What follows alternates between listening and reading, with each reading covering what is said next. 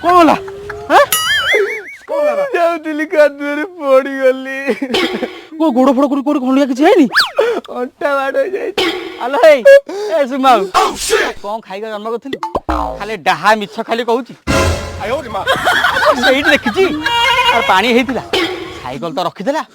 ହେଇ ବାପ ହେଇ ଗଡିଗଲା ହେଇ ଗଡିଗଲା ହେଇ ଗଡିଗଲା ହେଇ ଗଡିଗଲା ମିଛ କହୁନି ମିଛ କହୁନି ମୋ ପରୀକ୍ଷା ରଣ ମୋ ସାମାଜିକ ପରୀକ୍ଷା ମୁଣ୍ଡ ଚୁଞ୍ଚି ମିଛ କହୁନି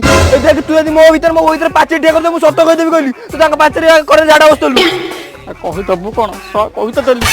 ଛି ଛି ଛି ଛି ଛି ମୋର ଏମିତି ପିଲା ହେଇଥିଲେ ସେ କନିଆରେ କଢ ଆଣିକି ଭଲ କି ବାଟିକି ପିଆଇଥାନ୍ତି ଏଇଭଳିଆ ପିଲା